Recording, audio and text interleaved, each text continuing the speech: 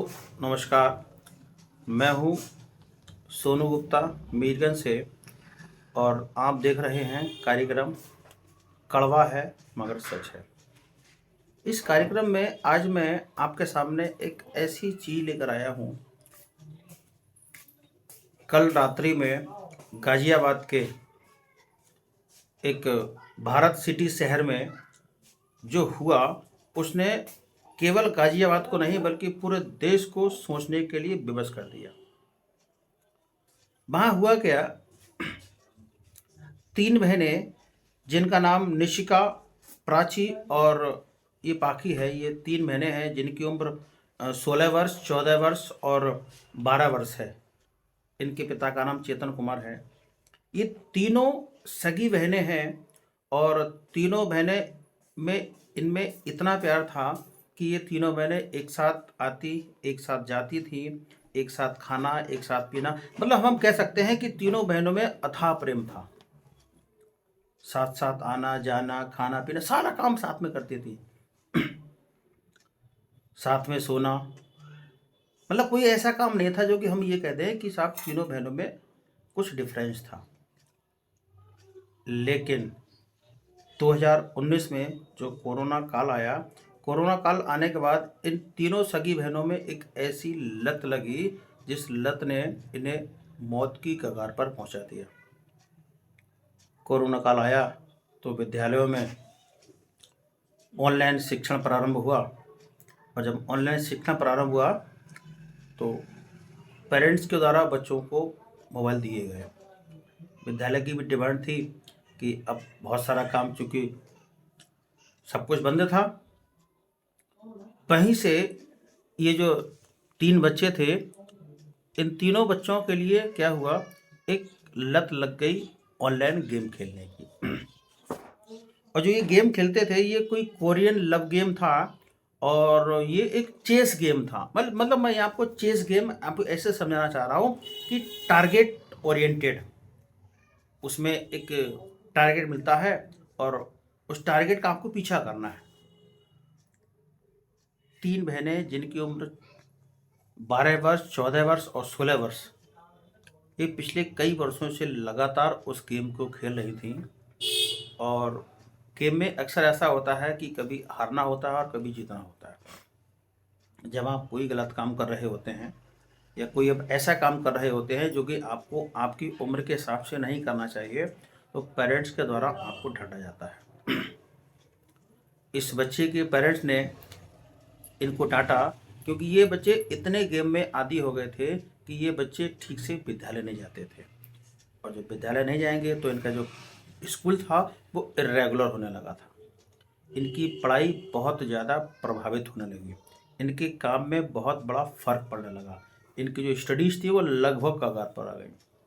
और जब इनके पेरेंट्स के द्वारा इनको डांटा गया, इस काम को करने के लिए रोका गया, बच्चों से पढ़ाई को कहने के लिए कहा गया, तो इन तीन बच्चों ने, तीन सगी बहनों ने जो किया वो रोंगटा खड़ा करने के लिए काफ़ी है। इन तीन बहनों ने रात के 2 बजे 9वीं मंजिल से कूदकर सुसाइड कर लिया। जी, 9वीं मंजिल से कूद गई ये तीनों बेटियां। मतलब इन तीनों बेटियों को पेरेंट्स के द्वारा डांटना इतना ज़्यादा बुरा लगा कि इन्होंने सुसाइड कर ली। आज हमारे लिए सोचने और चिंता करने का विषय है कि क्या अब हम अपने बच्चों को, अगर कोई बच्चा हमारा गलत रास्ते पर चल रहा है और वो सही नहीं जा रहा है, तो क्या अब हमें अपने बच्चों को डांटने का अधिकार नहीं है? क्या हमें अपने बच्चों से कुछ कहने का अधिकार नहीं है? क्या हमारे बच्चे, अगर हम कुछ कह रहे हैं तो क्या ऐसे आत्मघाती कदम उठाएंगे? ये हमारे लिए सोचने का विषय है। हमें क्या करना है, कैसे बच्चों को धीरे धीरे गाइड करना है। हमें ये देखना है कि कहीं ऐसा तो नहीं हमारे बच्चे मोबाइल के इतने आदी हो गए हैं कि मोबाइल के बिना भी रह ही नहीं सकते। पश्चिमी कई देश ऐसे हैं जिन देशों ने 16 वर्ष से कम उम्र के बच्चों के मोबाइल देखने पर प्रतिबंध लगा दिया है। तो मुझे लगता है कि अब वो समय आ गया है जब भारत में भी भारत सरकार के द्वारा कुछ ऐसा आवश्यक और ठोस कदम उठाना चाहिए जो कि ये छोटे छोटे बच्चे जिनकी उम्र अभी बहुत कम है, ये नाबालिग हैं, मासूम बच्चे हैं, ये बच्चे आने वाले हमारा भविष्य हैं। अगर इन बच्चों पर अभी कोई रोक नहीं लगाई गई तो आने वाले वक्त में जिस समय इनके कंधों पर हमारे देश की जिम्मेदारी होगी, तब तक इनमें इतना चिड़चिड़ापन और इतना क्रोध भर चुका होगा कि शायद ये हमारे लिए जो युवा पीढ़ी होगी वो युवा पीढ़ी खराब हो चुकी होगी जिसे हम कहें हम अपनी युवा पीढ़ी को खोखला कर चुके होंगे। तो हमें और आपको बहुत ज़्यादा सोचने और सचेत रहने की आवश्यकता है।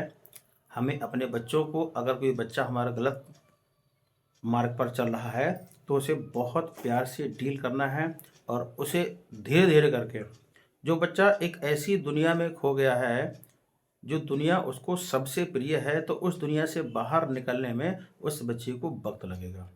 तो मैं साथ ही साथ पेरेंट्स से ये अनुरोध भी करूँगा कि बच्चों को वक्त दें और उन्हें प्यार से समझाएं। और आप भी ये देखें कि अब आपके बच्चे मोबाइल को कितनी देर देख रहे हैं, उनका कितना समय मोबाइल के साथ गुजर रहा है, और मोबाइल कहीं ऐसा तो नहीं कि उन्होंने मोबाइल को अपनी दुनिया बना रखा हो। तो बस मैं तो इतना ही कहूँगा कि बहुत ज़्यादा सोचने और सचेत होने की आवश्यकता है। जो उत्तर प्रदेश के शहर गाज़ियाबाद में घटा, ऐसा भारत के किसी अन्य शहर में ना हो।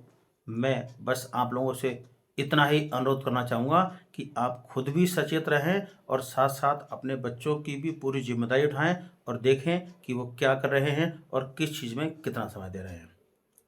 ठीक, नमस्कार।